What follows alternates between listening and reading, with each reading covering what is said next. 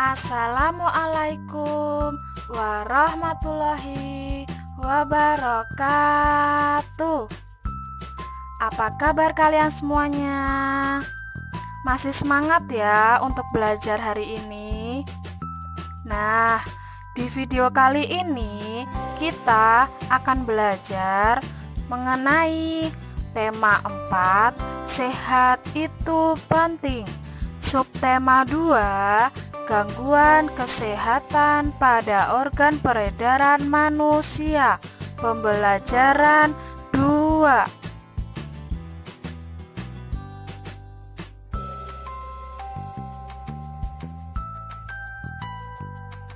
Nah, di pembelajaran 2 ini kita akan belajar tentang yang pertama adalah pantun. Yang kedua, organ peredaran darah manusia dan gangguan pada organ peredaran darah manusia. Yang ketiga adalah properti tari. Ayo kita belajar sama-sama.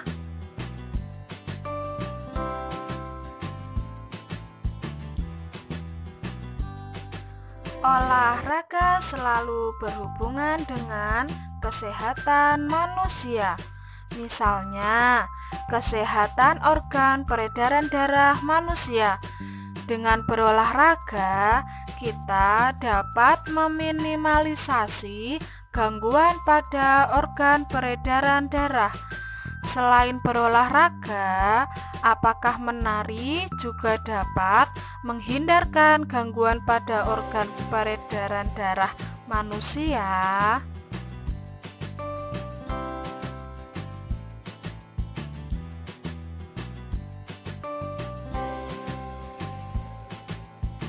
Nah, sekarang kita akan belajar mengenai pantun. Di sini, ibu guru akan membacakan pantun dengan ceria. Yuk simak sama-sama. Pergi ke toko membeli gitar. Gitar dipetik sungguh memikat. Murid ibu semua pintar. Masuk kelas tanpa terlambat. Nah, salah satu siswa ada yang menjawab dengan gembira. Pagi-pagi berolahraga, keliling kampung berlari-lari. Belajar itu perlu berdoa supaya kita berilmu tinggi.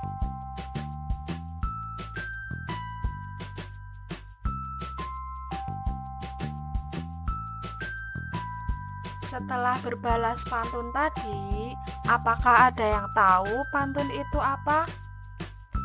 Nah, di sini ibu akan jelaskan pantun dan syair.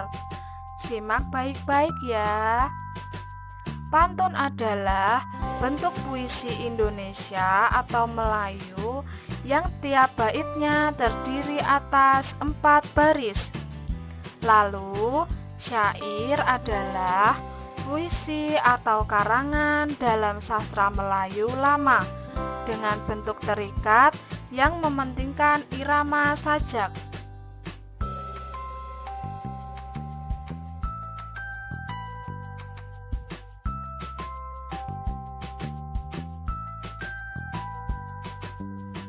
Nah, setelah belajar pantun, kita sekarang akan belajar mengenai organ peredaran darah manusia. Yang pertama adalah darah, yang kedua pembuluh darah, yang ketiga jantung, yang keempat paru-paru. Yuk kita belajar sama-sama.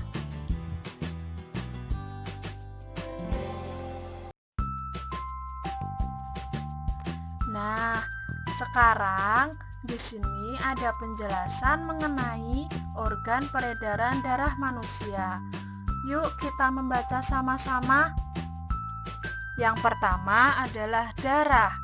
Fungsi darah yaitu yang pertama sebagai alat pengangkut sari makanan dan O2 ke seluruh tubuh dan sisa-sisa metabolisme ke organ ekskresi.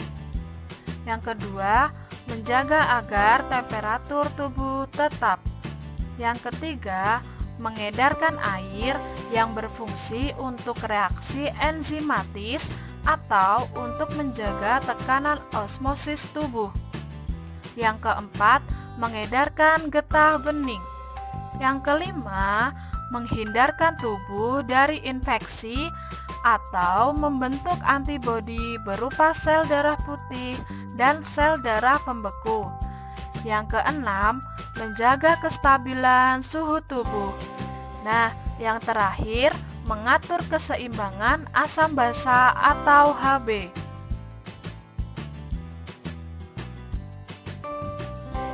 Selanjutnya adalah pembuluh darah. Pada peredaran darah manusia, terdapat 3 pembuluh darah, yaitu pembuluh darah arteri, vena, dan kapiler. Arteri berfungsi untuk mengalirkan darah keluar dari jantung. Vena untuk mengalirkan darah menuju jantung. Dan pembuluh kapiler untuk menghubungkan ujung pembuluh nadi kecil atau arteriola dan ujung pembuluh vena terkecil atau venula. Pembuluh kapiler merupakan pembuluh darah yang sangat halus dan langsung berhubungan dengan sel-sel jaringan tubuh.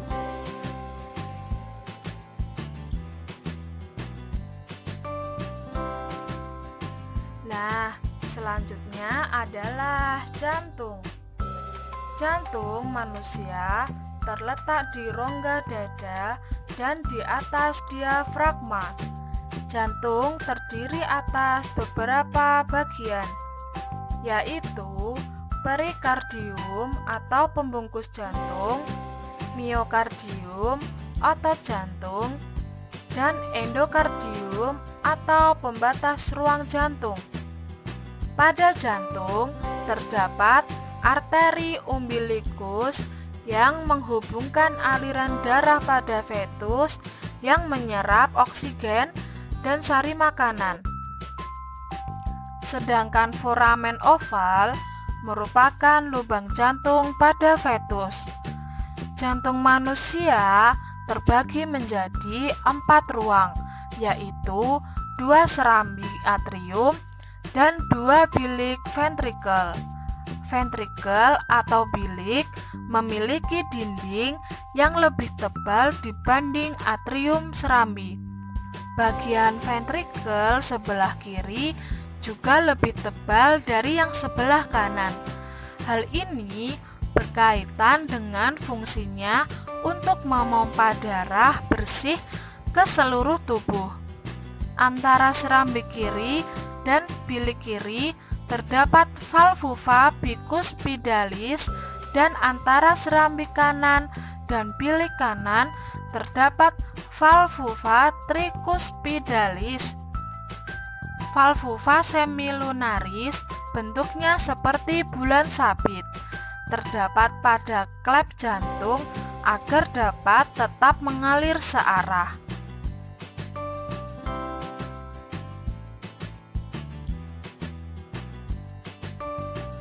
Selanjutnya adalah paru-paru. Paru-paru juga memiliki peranan yang penting dalam proses peredaran darah. Dalam proses peredaran darah, paru-paru berperan sebagai penyuplai oksigen ke dalam darah. Darah yang telah diedarkan ke seluruh tubuh tidak lagi mengandung oksigen, akan tetapi banyak mengandung karbon dioksida. Setelah kembali ke jantung, darah yang akan mengandung karbon dioksida tersebut dipompa ke dalam paru-paru. Selanjutnya, karbon dioksida diambil dan diganti dengan oksigen melalui proses pernafasan. Paru-paru terdiri atas ribuan tabung bercabang. Tabung bercabang yang jumlahnya ribuan semakin ke ujung semakin mengecil. Pada ujung yang mengecil terdapat kantong udara. Kantong udara tersebut dinamakan alveoli. Masing-masing alveoli memiliki jaringan halus kapiler. Pada jaringan halus kapiler, inilah tempat yang terjadinya pertukaran oksigen dan karbon dioksida.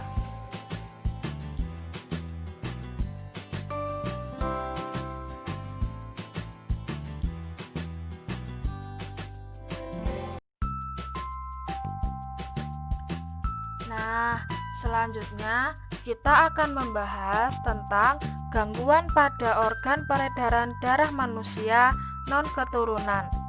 Yang pertama ada anemia. Anemia disebabkan rendahnya kadar Hb atau hemoglobin dalam darah.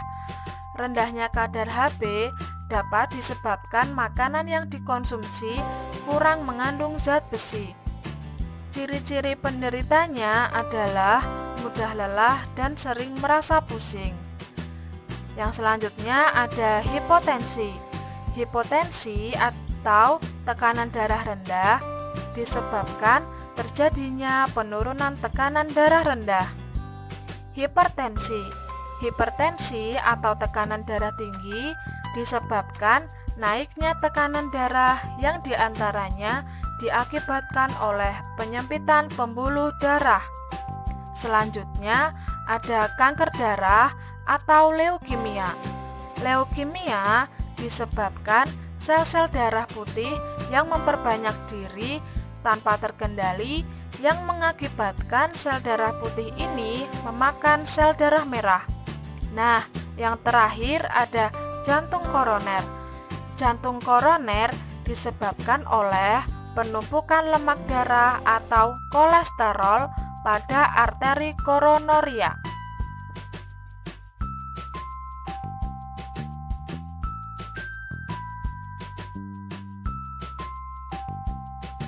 Nah, selanjutnya ada faktor gangguan peredaran darah karena faktor keturunan.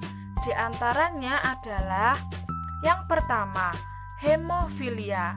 Gangguan ini disebabkan adanya kelainan yang menyebabkan darah sulit membeku jika terjadi luka. Yang kedua, ada talasemia. Pada gangguan ini, bentuk sel darah merahnya tidak beraturan. Hal ini menyebabkan daya ikat sel darah merah terhadap oksigen dan karbon dioksida menjadi berkurang. Nah, usaha-usaha pencegahan terhadap gangguan alat peredaran darah ialah dengan melakukan pola hidup sehat. Pola hidup sehat diantaranya adalah yang pertama, makan makanan yang bergizi. Yang kedua, olahraga yang teratur. Dan yang ketiga, tidur dan istirahat yang cukup.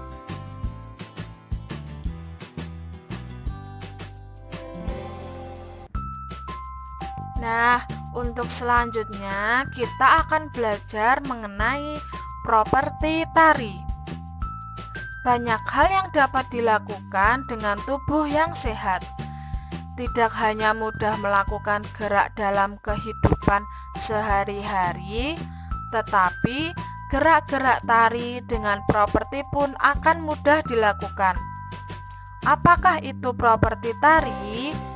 Properti tari sendiri adalah bagian dari perlengkapan tari yang dipergunakan untuk meningkatkan estetika atau keindahan sebuah tarian dan untuk memperdalam makna yang terkandung dalam sebuah tarian. Contohnya ada di gambar tersebut. Simak baik-baik ya.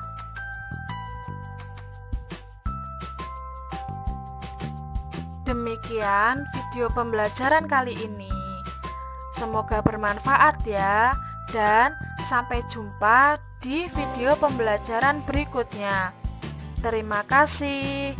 Wassalamualaikum warahmatullahi wabarakatuh. Selamat belajar.